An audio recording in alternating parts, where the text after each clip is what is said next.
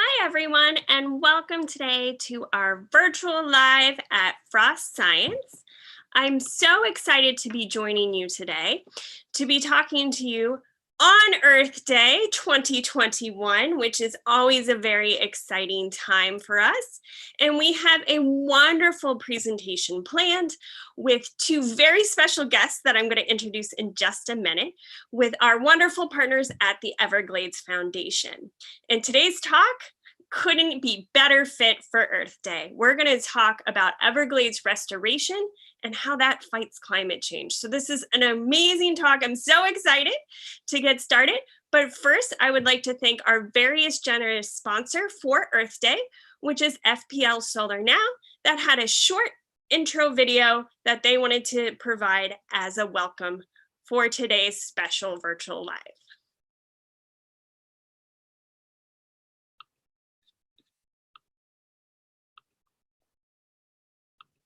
Hi, my name is Jennifer Schaefer.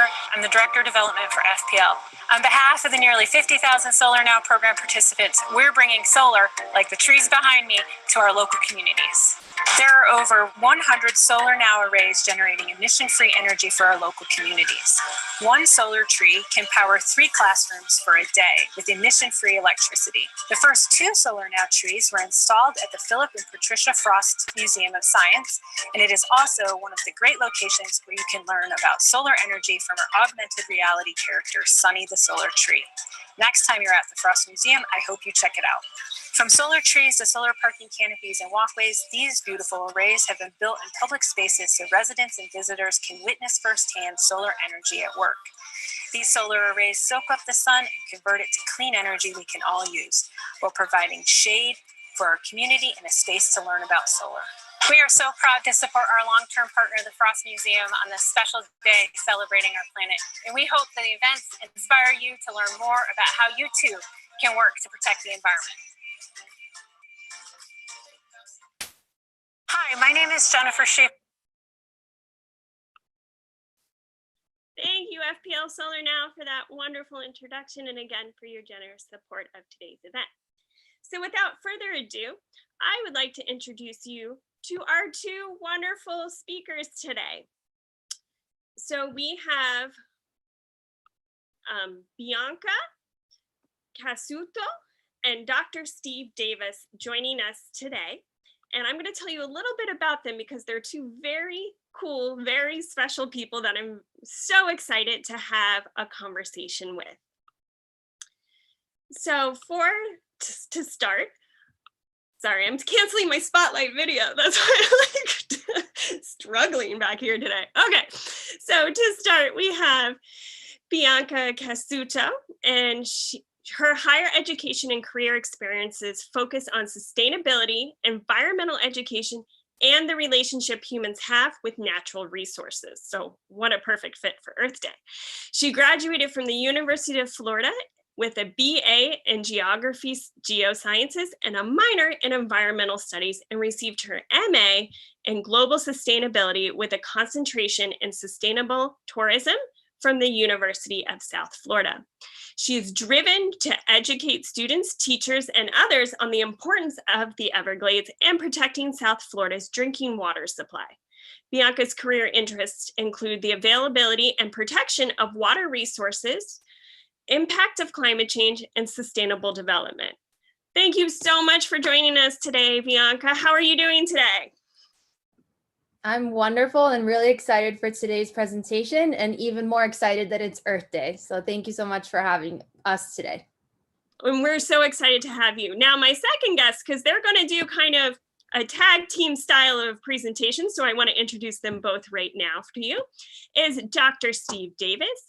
And he is the Everglades Foundation's Vice President of Communications and Engagement, as well as a senior ecologist.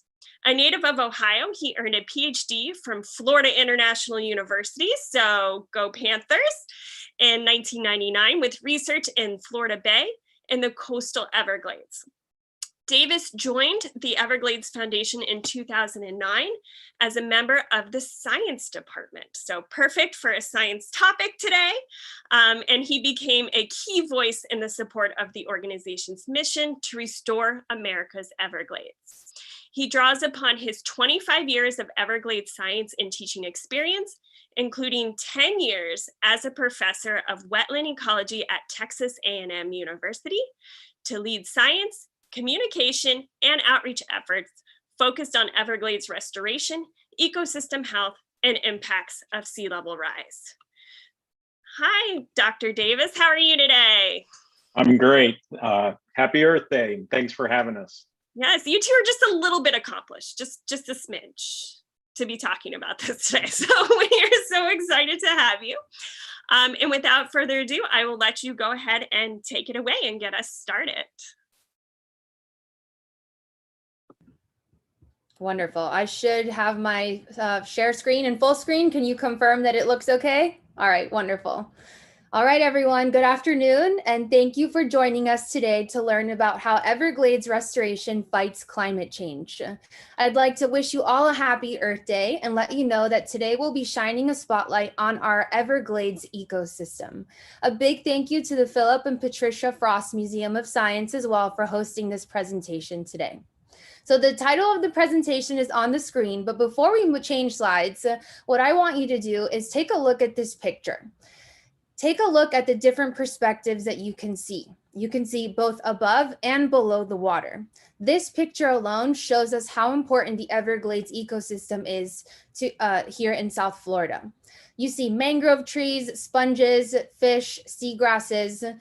Mangroves and sponges naturally filter and clean water. Seagrasses provide habitat and nursery for wildlife. And of course, we know that water is life and incredibly important to human health, our economy, and the health of a restored and healthy Everglades ecosystem. So let's go ahead and get started with the slides. Just another brief, quick introduction in case you missed it. My name is Bianca Cassouto, and I am the Education Program Manager at the Everglades Foundation. Our education program provides free curriculum and resources to teachers and students and families across the state of Florida to learn more about the importance of the Everglades and how to protect it. My co-presenter today is Dr. Steve Davis. You can have the floor. And thank you, Bianca. I'm our Vice President of Communications and Engagement. I'm also a member of an esteemed group of scientists that really help to advance Everglades restoration through modeling and understanding of the scientific literature to really help us not only understand how to improve the ecosystem, but also to understand issues like climate change and how that will shape the Everglades moving forward. Thanks, Steve. A little bit more about the Everglades Foundation. So we are an environmental nonprofit that was founded in 1993 by two outdoor enthusiasts who were concerned about the health of the Everglades ecosystem. Flash forward to over 25 years later, and our foundation is working strong. Our mission is to protect and restore the America's Everglades through science, advocacy, and education. So in the chat, please write some of your thoughts that are prompted by what's coming up on the screen here. But I want to pick your brains a little bit about what do you think of when you think of climate change impacts in South Florida? Go ahead and write it in the chat. Angela will be sure to share it with us, but I would like to see what our community thinks of when they think of the impacts that South Florida will face from climate change. So while you're writing that in the chat, oh, go ahead. I was just going to say, while they're taking a moment to do it, I would be happy to share what I think of. Yeah, that'd be great. For me, it's always two major things, which is sea level rise and hurricanes. Those are the two that I always think of first. Absolutely, especially whether you've lived in South Florida all your life or you're new here, you know that those are two impacts that we are definitely vulnerable and facing. So thank you for sharing. For those of you who are watching at home, at school, if you didn't write in the chat, that's okay. But think about this. Do you think of the impact that climate change will have on our ecosystem and on our water resources and wildlife? What about the impact to our communities, our homes, our jobs, our industries like tourism and real estate? All of this is connected to the health and protection of the Everglades, also known as America's treasure. And what we will be talking to you about today is how a healthy Everglades helps to fight climate change. So we did have a response, and Kimberly said flooding is the main one they think of. And one more coming in, sea level rise and stronger storms from Liz. So great. Thank you for your responses, and we will be touching on all of those impacts in today's presentation. So when people think of the Everglades, they typically think of alligators and wading birds, that the habitats that these organisms reside in. And really, the Everglades is a collection of different ecosystems, historically from Orlando all the way down to Florida Bay and the Florida Keys. And this is the largest subtropical wetland ecosystem in the United States. It's home to 2,000 species of plants and animals. So it's an incredibly diverse spot. It's also incredibly productive ecosystem. And it's really defined by water, the quality of water and the abundance of water that would historically flow through this area that Marjorie Stoneman Douglas referred to as the River of Grass. Today, when we think of the population in South Florida, 9 million people get their daily water supply from the Everglades. The Biscayne Aquifer that the Everglades recharges is the primary water supply for those of us in Miami-Dade County, Broward County, portions of Palm Beach County, and the entire Florida Keys. So it's an incredibly important ecosystem from that regard. Also, the fresh water that the Everglades conveys and moves into our coastal zone is incredibly important for tourism, real estate values, and agriculture. They derive their water supply from the Everglades as well. So where are the Everglades? When you think about these different ecosystems, whether mangrove or sawgrass marshes, tree islands, seagrass meadows, again, this blue boundary on the map, just south of Orlando, near Disney World, all the way down to Florida Bay and the Florida Keys. We're talking over 200 miles of the Florida Peninsula in an area called the Kissimmee-Okeechobee Everglades watershed. That is the watershed that conveys water south all the way to Florida Bay. And historically, this was a connected ecosystem from top to bottom. Because of the drainage efforts beginning as late as the late 1800s, the Everglades is half its original size. And what remains, the water conservation areas, Big Cypress National Preserve, Everglades National Park, these areas are massive, no doubt, but they're what remains of the Everglades in an area that we're trying to not only protect, but ultimately restore back to some semblance of functionality that we saw in the historic Everglades. So the Everglades has changed. It's not that open, free-flowing environment that we once had. In fact, because the area south of Lake Okeechobee was drained as an agricultural area, the water can't flow freely from Lake Okeechobee to the south. In fact, when that water flows into the lake fills up, that water is dumped to the east and the west through those artificially enhanced connections to the Caloosahatchee on the west coast and the St. Lucie on the east coast. And so the Everglades to the south, it doesn't get that historic flow that it once received. The irrigation pull of water out of the lake goes into those agricultural lands immediately south of the lake, and some of that water makes its way to the east coast. The only naturally functioning area of the Everglades is Everglades National Park, all the way at the southernmost end, all the way down into Florida Bay. And the problem there is that that region only gets about 50% or less of the freshwater flow that it received historically.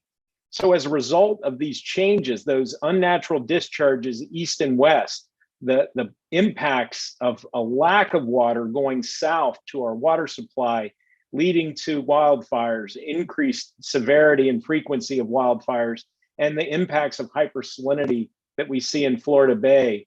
We're seeing not only ecological impacts, but we're seeing economic impacts as well. It's important for us to understand both the historic and altered. Oh, Angela, go ahead. Sorry, just had a quick question on that. So the Everglades have changed over time. Now, when it first started happening, these changes started happening, people didn't realize what the impact was going to be, right? I mean, people didn't do this on purpose.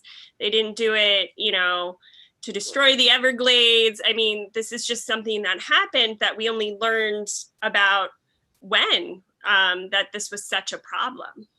That's a great question. And it's important to understand that the efforts to drain the Everglades were not done out of malice. It was more a recognition that at that time, the more valuable use of that land was for agriculture. It wasn't as a wetland. And we didn't understand at the time what Florida's population would grow to and what our economy would become. It was really to get access to those rich organic muck soils. And the problem was removing the water. And if we'd only known then what we know now, that those wetlands are incredibly valuable. The services that they provide are incredibly valuable and are really the key to our future as a state, protecting that natural space, the habitat, the connection with fishing and our real estate values, our water supply. So we realized probably in the 1970s, 1980s, that we were really undermining our future. And so the Everglades Restoration Plan that we'll talk about in a little bit came about as a result of that recognition. Yeah, it's important for us to know both the historic and, to learn about the history of the Everglades, including the historic watershed, and then the altered watershed, which is the one that we are currently living in. And that's essentially because the Everglades is our backyard, which is why we think it's important for all Floridians, not just Central and South Floridians, to know about the Everglades. It's incredibly important for drinking water supply, the economy. It's home to the wildlife, the animals, and the plants that we love and we want to protect, and ultimately that we want to protect and conserve for future generations to be able to enjoy as well. The Everglades is amazing in many different ways. One of the things that I really like to share about the Everglades is about the ecosystem services that it provides to us. So ecosystem services are the natural services that you get from an environment that support life on Earth and are essential to the quality of human life, as well as to our economy and everything in between. If we understand what ecosystem services are and what they provide to us, it can help us protect our Everglades watershed and make sure that we can make better informed decisions. So some of the ecosystem services that the Everglades provides are water storage, including providing flood control and natural filtration and cleaning of water. A healthy Everglades helps to mitigate climate change. Our soils and our plants help to prevent erosion. And the Everglades even provides us with aesthetic beauty and shade, which are just as important as the other natural services that we get from the ecosystem as well. And this is what these ecosystem services look like. We don't just want to talk to you about it. We want to show you how beautiful and how important the Everglades is to us. The picture on the bottom right, that's your water storage there. That's where that water is being filtered and trickling down into the Biscayne aquifer. The picture on the top middle is your mangrove trees, which I mentioned naturally filter and clean water and provide that nursery and habitat for so much wildlife that lives in our in the Biscayne Bay and other areas that have mangroves. You have an airboat tour being featured. There's our tourism, there's our recreation and shade. And one of my favorite things about visiting the Everglades ecosystem is that there's a really big chance that you will see wildlife. It's not just anywhere that you get to engage and experience the wildlife that's part of that ecosystem. So this picture on the left is a real picture that was taken. You see a lot of water, a lot of vegetations, and a lot of unique and different wildlife. So take a moment to soak in these pictures and really appreciate the beauty and importance of our Everglades ecosystem. So this is what our presentation is diving a little bit deeper into, and that's the impacts of climate change to Everglades restoration. So just as a brief summary, a little bit about climate change. It's a major threat globally, and of course that includes here in our local ecosystem, the Everglades. Over the last 2 centuries, greenhouse gases in the atmosphere have increased as a result of human activities. Some of those activities include burning of fossil fuels such as coal, oil, and natural gas. And these emissions, like carbon dioxide, methane, nitrous oxide, they come from a variety of different sectors. The effect of these gases has been to trap heat and accelerate the rate of global warming and climate change. And so it's important for us to understand the greenhouse gases, their impact, and how that impacts climate change here in our local environment. So when you think about climate change impacts in the Everglades and understanding what that sort of means, it's important to recognize that South Florida, where we live, it's a very flat, low sloping landscape and very close to sea level. And when you also factor in that our geology, the limestone bedrock beneath our feet is very porous. And so water moves very freely through that rock. And as sea level rises, not only are we getting more salt water moving into that rock, but we're also seeing increasing flooding on the surface of our landscapes. And if you were out in Everglades National Park, this would also be the case because it's very flat, low lying and low sloping. So from a sea level perspective, we're obviously vulnerable, but also recognizing that there are other things related to climate change, changes in rainfall patterns, changes in storm frequency and intensity, and recognizing that those can be quite impactful to South Florida. So just in general, those changes to our weather patterns will affect not only us in the developed areas of South Florida, but also in the Everglades. The Everglades gets much of its rainfall during the wet season, which is about 6 months of the year. So slight changes in rainfall, and knowing that warming is part of that equation, we would anticipate the Everglades to be much drier than it is at present. So again, thinking about Everglades restoration and sending more water to this ecosystem is of great benefit. And so what Everglades restoration is really a comprehensive strategy of storing water throughout the ecosystem and being able to draw upon that water instead of dumping it to the east and the west. I talked to you earlier about how when that water gets into Lake Okeechobee, the strategy is to send it east and west. Instead of doing that, we can conserve it, storing it in reservoirs and being able to then draw from that when we need that water most during the dry season and certainly during drought years. So this complex strategy that the map shows is really a collection of projects that address that problem of a disconnected, reduced, and thirsty ecosystem and allow us to store that water, clean it as much as we can, and allow that water to flow through what remains of the Everglades all the way down to Florida Bay. And we know that the benefits of this, especially with climate change, are safeguarding our water supply, which strengthens our economy, improving water-based recreation throughout South Florida, and protecting the carbon sequestration capacity. And we'll talk about that in a minute. But also having healthy coastal wetlands helps to protect against storm surge, and all of this really by improving habitat conditions we know will protect the diversity of species that the Everglades provides for.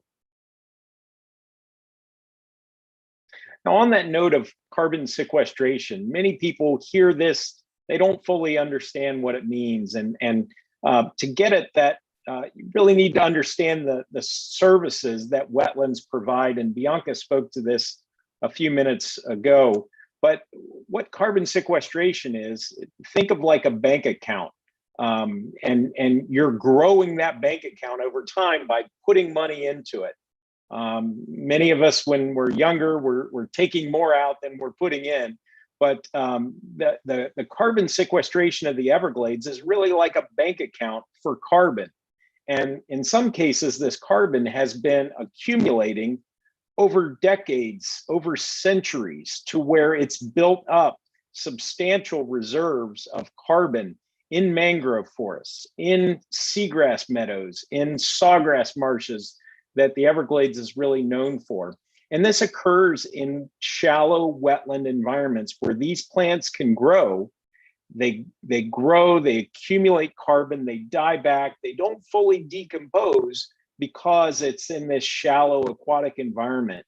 And so the key there is having plants grow, having wet conditions as much of the year as possible so that carbon can accumulate. And it accumulates in peat soils. Peat soils are organic soils that many wetlands are known for. When you dry out those wetlands, those peat soils will decompose, just like the organic matter in a compost pile.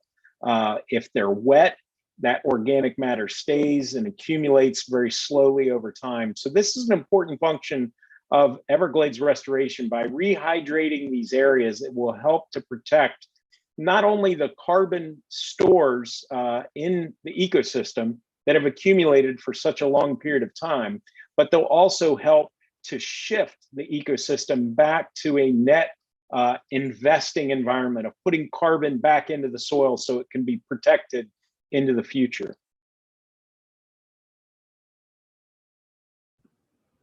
So carbon sequestration is just one of the incredibly important assets of the Everglades that we do need to protect.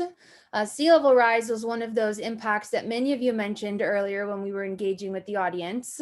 And many of you have probably already seen some images familiar with the one that's on the screen right now. A flooded neighborhood, flooded community, flooded school.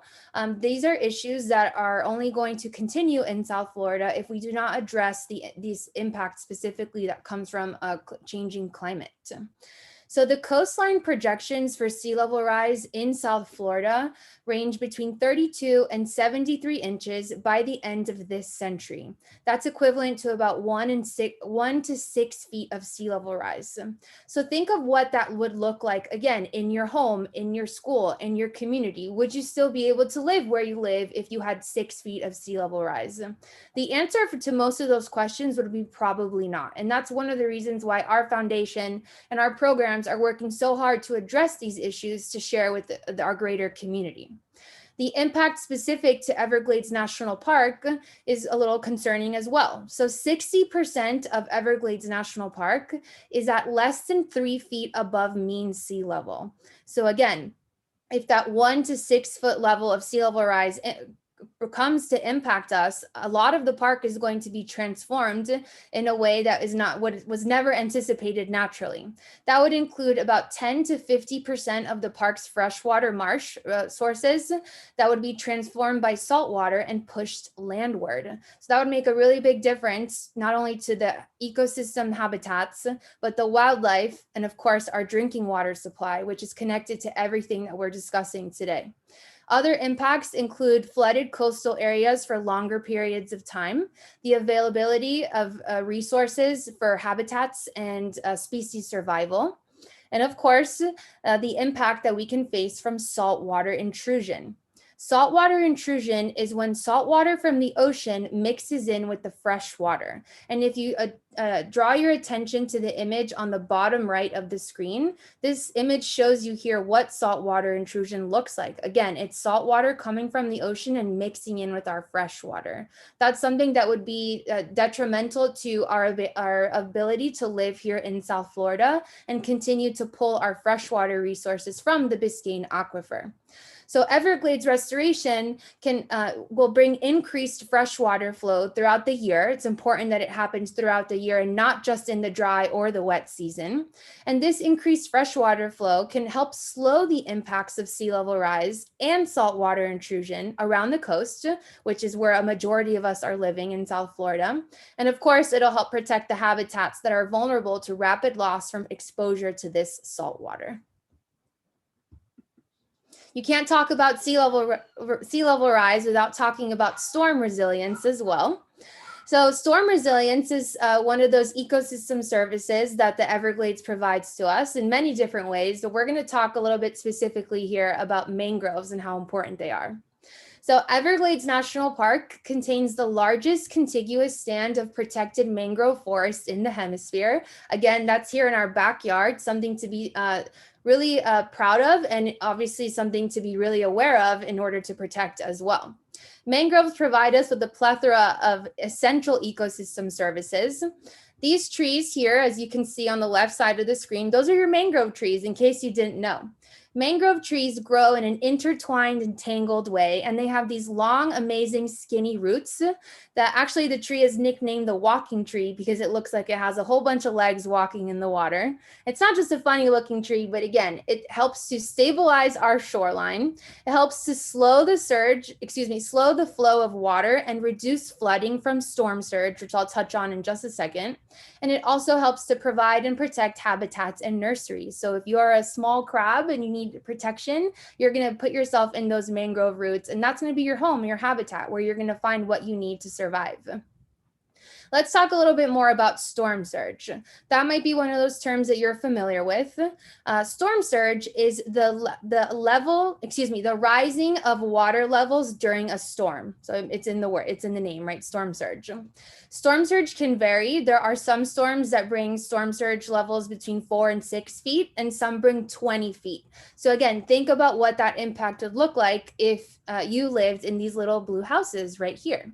I really like this image because I think it does a really good job at showing us the difference that mangroves can make if they are present in an area. So when you have mangrove trees, the mangrove trees are going to absorb a lot of the impact that comes with storm surge. So if you have a large wave that is coming towards the coastal line and there is a presence of mangrove forests, the mangroves are going to decrease the storm surge levels in the back. If you follow along with this blue line, which indicates mangroves being present, you'll see that those water levels drop down significantly, and there's a chance that they don't make it into our homes and into our communities. They don't flood us out, and they don't cause devastating damage to our property and to life. If you look at the red line, that would be storm surge levels without mangroves. That red line takes you straight into those little houses. So again, mangrove trees are not just these interesting and unique trees that are funny to look at and provide habitat and everything to the wildlife, but they actually help protect us during difficult moments like hurricanes and big flooding storms. An example of this is from Hurricane Irma in 2017. The mangroves prevented about $1.5 billion in direct flooding damage and protected about over 500,000 people, and ultimately reduced damage by nearly 25% in counties that did have mangroves present. So next time you look at these trees, I hope that you see them in a different light and just you know how important they are to us. And of course, Everglades restoration is going to help protect these mangroves as well. And restoration is going to increase that water flow that we need to protect these ecosystems. And of course, it's going to help slow down some of the impacts that can happen from habitat loss as well as conversion to open water. So it's really important that through restoration, we help maintain and protect the ecosystems that we already have present here in our Everglades ecosystem. So in thinking about climate change impacts to habitats and wildlife, we talked a little bit earlier about how changes in rainfall patterns, even without changes in rainfall patterns, just with warming, we can expect a drier Everglades ecosystem. And not knowing what rainfall patterns will do, it could get a little bit wetter, a little bit drier, but changing the distribution of that rainfall throughout the year can also impact many species of wildlife in the Everglades whose nesting patterns, reproduction is tied to the seasonal rise and fall of water levels. So these kinds of things, as they're affected by climate change, really their outcomes are unknown to some extent. We're still trying to do our best to predict how climate change will affect some things. But we know that with higher temperatures, we know that that's going to lead to things like warmer water. Warmer water in general holds less oxygen than colder water.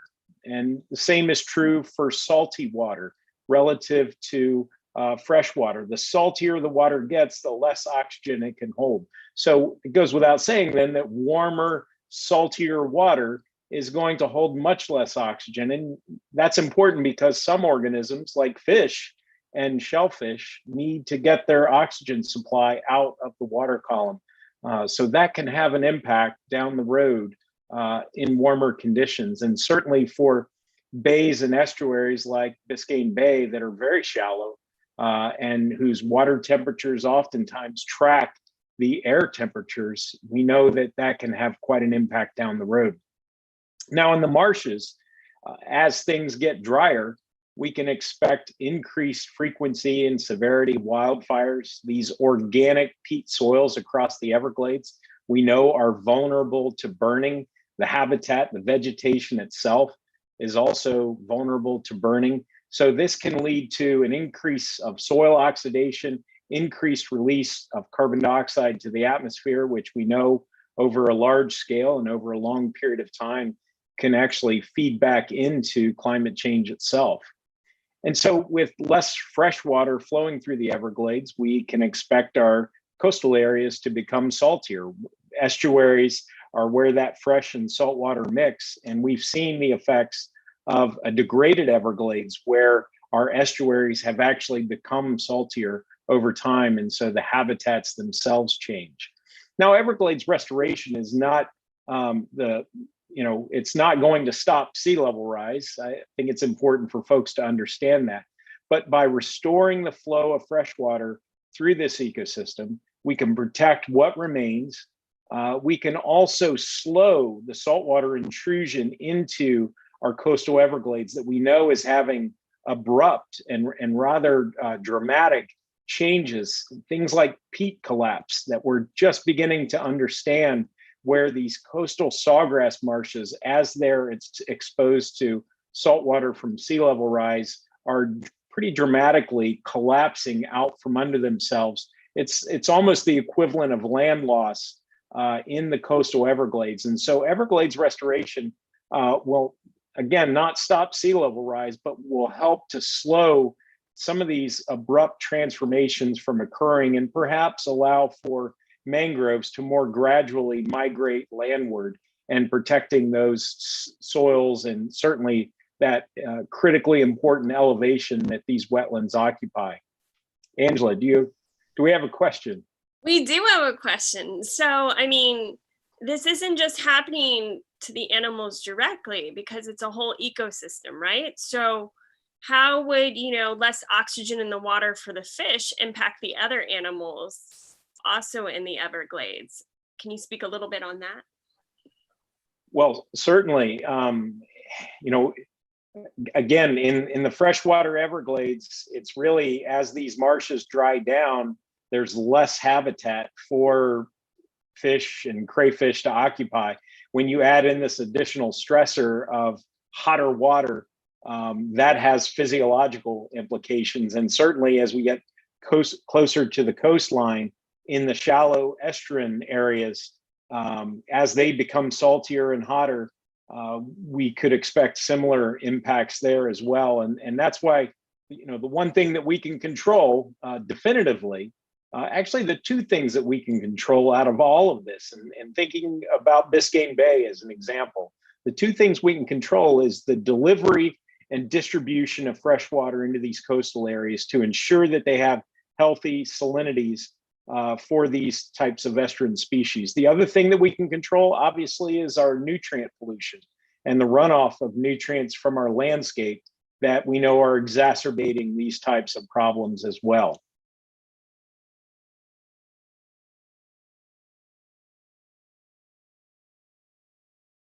So I actually just mentioned this, Everglades restoration, it's about getting the timing and the distribution, the quantity of water, also the quality. It helps to improve the quality of that water that's flowing through the ecosystem into our coastal areas. And so It's fundamentally about the water. It's also about our water supply, and having a healthy coastal Everglades certainly protects against flood and storm surge that Bianca was talking about earlier. We know that from an economic standpoint, Everglades restoration is worth it. We've commissioned an economic study that showed conservatively a $4 return to our economy for every dollar invested in Everglades restoration in those fundamental areas of water supply, fishing, real estate values, parks visitation, et cetera. So we're also trying to communicate that a healthy Everglades helps to fight climate change. And so restoration is a big part of that. And that's something that we've gotten as feedback from the National Academy of Sciences, who reviews Everglades restoration progress and reports to Congress every 2 years on that progress. They've told us very clearly that Everglades restoration is one of our most important weapons in the fight against climate change. And so again, bringing this back, Everglades restoration, obviously, and this ecosystem is important from an environmental standpoint, the habitats, the species that we talked about earlier, but it's about our water supply that has very strong ties and is a driver of our economy in South Florida. It's important for boating and fishing, having those healthy aquatic resources around South Florida, whether it's Biscayne Bay, Florida Bay, the Caloosahatchee, Charlotte Harbor, St. Lucie Estuary, Lower Indian River Lagoon. These areas are so important for boating, fishing, other water-based recreation. And that drives tourism. Obviously, water-based tourism, people come here for our beaches, they come here to fish and boat. So that's all tied together. Our real estate values, people may not understand this, but the closer you live to water, the more your real estate values are tied to the health of those waterways. And we've shown that very clearly in the economic studies that we've commissioned. Jobs, there are jobs associated with Everglades restoration, and the payoff in those economic returns that talked about on the previous slide, that feeds back into our economy, and that drives jobs as well. And certainly our families depend on the healthy Everglades ecosystem, not just in terms of our water supply, but having those healthy environmental resources as well.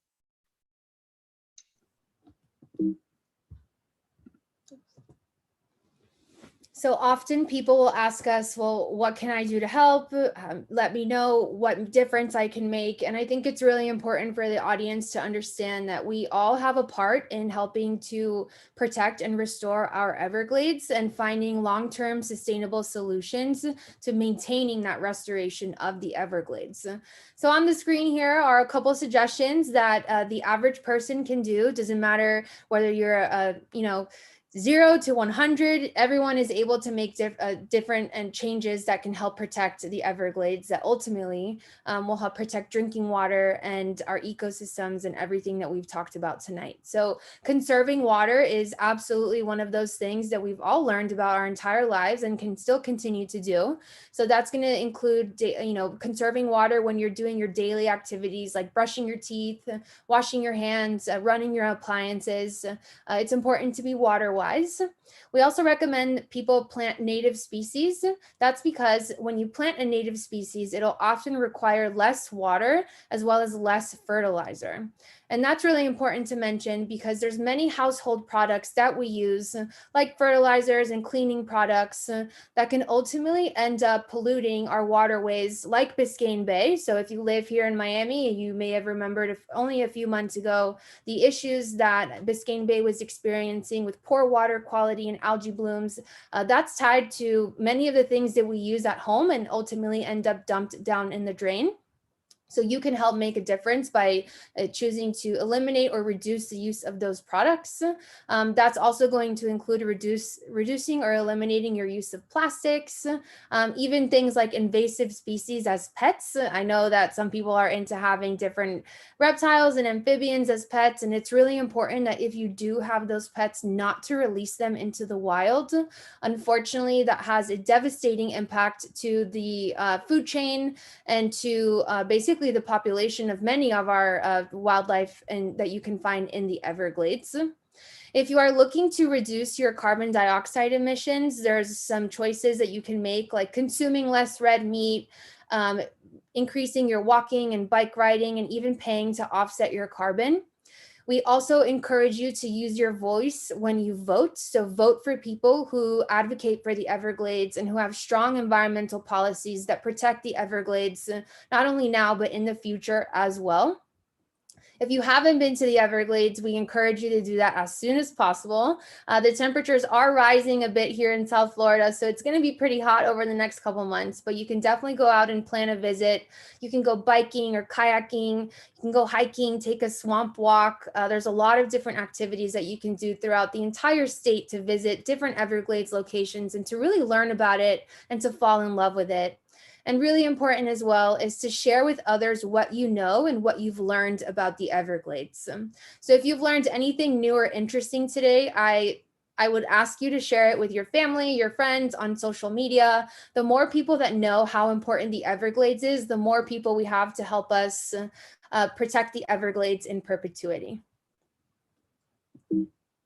So with that being said, this is our last slide of the presentation here. I'd like to end here with a Marjorie Stoneman Douglas quote that is iconic and really says it all in just a few words, but there are no other Everglades in the world. We are lucky that it is in our backyard. It's a unique ecosystem, and it needs help from all of us to make sure that it can be enjoyed by current and future generations. Well, thank you both so much. This has been absolutely amazing of a presentation. We are open to questions now. We're going to do a little bit of a Q&A. So if you have any questions, please go ahead and ask them in the various chat windows, whether you're watching on Facebook Live or on YouTube. And I want to thank you both because that had so much amazing information and incredible facts in it. You know, and I was able to learn so much about what's going on with the Everglades. I had a question to just kick things off, which was that crazy picture you had of all the potential projects to restore the Everglades flow. How long would something like that take? And is that work already underway, or is that something we're, you know, still striving to get going? Well, that plan was passed in 2000. And in fact, President Bill Clinton signed that into law shortly before leaving Washington, D.C. in December of 2000. So it was one of his last acts as president. That's how long ago it was, 21 years. And so we were a little slow in getting started, but we've made great progress over the last decade in getting projects in that plan. They have to be designed, and then they have to be authorized by Congress again. And then we have to go back and ask for the funding to get them built.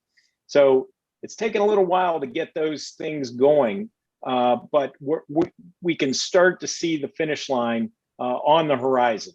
And the plan initially thought it would take about 30 years to get everything constructed and operational.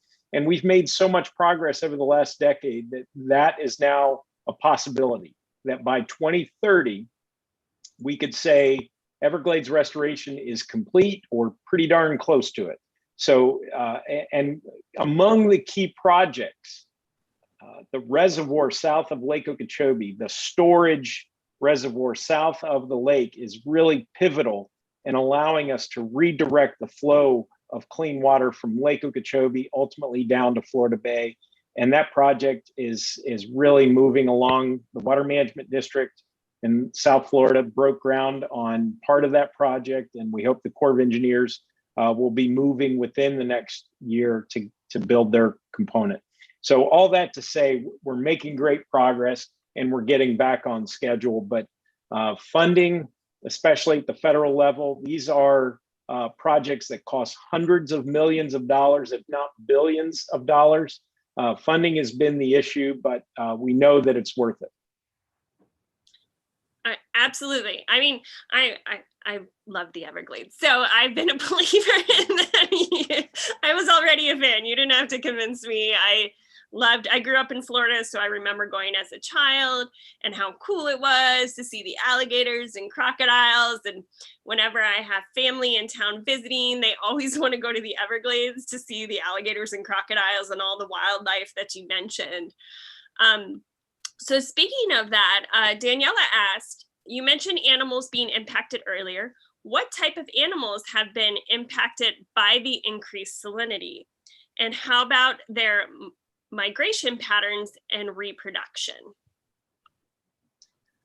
Well, that's one of those questions where we could probably give an entire lecture on just that. Places like Florida Bay that are chronically saltier than they were historically, and to the point where Florida Bay was once an estuary where that fresh and salt water would mix. You would have salinity levels that were somewhere between that of the ocean and fresh, where now much of Florida Bay is the salinity of the ocean. And there are times of the year and even years where the salinity of Florida Bay is much greater than that of the ocean. So it is actually a hypersaline environment. And so we have seen the impacts of that over long periods of time, to the point where it's so extreme that seagrass that you find growing in the ocean will die back because it's so salty. So all of the species associated with that, and estuarine species like Oops,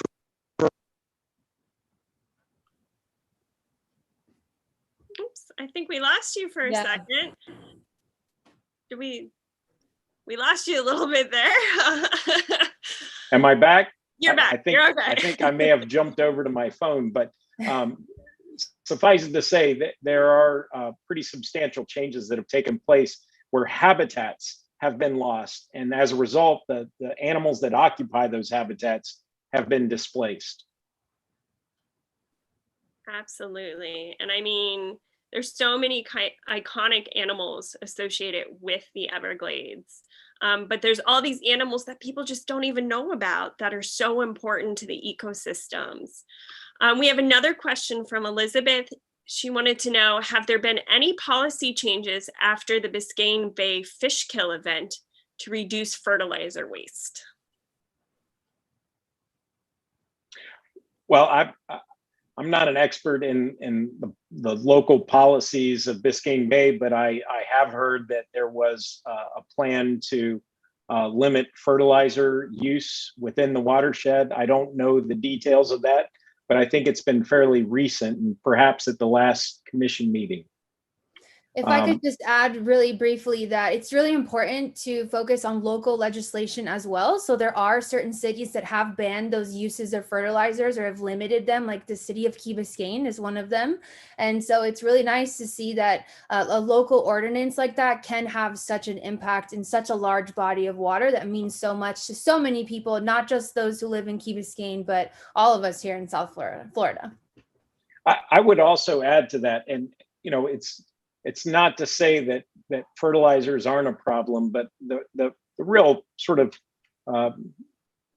big gorillas in the room are things like septic and sewage overflows that we know are a problem in South Florida. Many people just assume that all of us in South Florida, because it's a major metropolitan area, is on centralized sewer system, and we're not. There are tens of thousands of septic systems, many of which we know aren't operating up to capacity, or are increasingly being compromised by sea level rise in this very porous geology that we have. And so that essentially connects our wastewater directly to our waterways. And so we know that there are other contributing factors that need to be addressed. Obviously, there they're costlier and politically much more difficult as a result. Absolutely. Well, Vicky said we need legislators who back environmental protection. So I think you have some agreement in the audience there. And Keith wanted to know, because they liked the presentation so much, if they can get a copy of all those beautiful slides, because they really were quite beautiful. So Keith, the video will be posted after this presentation, but if you want to share where they can go to get maybe more information about the work you're doing and some of any other assets that you can share with them, where they can go to find all of that. Steve, take it away. Well, I would say, the first place to go would be evergladesfoundation.org. Our main website has a lot of this information, especially related to climate change. We have some resources devoted to that issue. Follow us on social media, but I'll turn it over to Bianca because we have a lot of Everglades literacy resources that are available as well. Yeah, so as I mentioned earlier, I am part of the education team, and we have created curriculum and distance learning resources, and even resources for families and parents to teach their kids and their students at home about the Everglades. We have our website as well, that is www.evergladesliteracy.org, and that's where you can find everything for free, which we think is incredibly important, as well as offering it for free to make sure that anybody in Florida can bring this information back to the classroom or at home, where we know many conversations start at the dinner table or start in school and shift one into the other. So we know that it's an approach that is connected either way, and we want to provide those resources to help raise awareness in the next generation of Everglades protectors. So. And we thank you as the community for offering such amazing resources about such an important topic. We did get one more question. Alejandro wanted to know, if money wasn't an issue, would this large project move along much faster? So I guess they're kind of wondering, has it taken, is it going to be taking 30 years because of funding, or are there other constraints to that in terms of the natural system, how it needs to flow, how it kind of needs to connect, and that takes time as well? Great question. And I think it's safe to say that had that question been asked 10 years ago, I would have said, no, there are other issues at work. And some of it was political. Some of it was related to other interests that were pushing back against some of the projects that were in the plan. But now that we have the key projects authorized, it's really all about funding. So funding, especially from the federal government, because the state of Florida is way out ahead of the federal government in spending on this 50-50 partnership by about $5 billion to about $2 billion. And so right now it's largely driven by our ability to get federal funding over the next 10 years. Absolutely. So, and I really appreciate it too that you showed what we can do, right? Because for me, that's always the question, right? Well, I care about this issue. I want to help.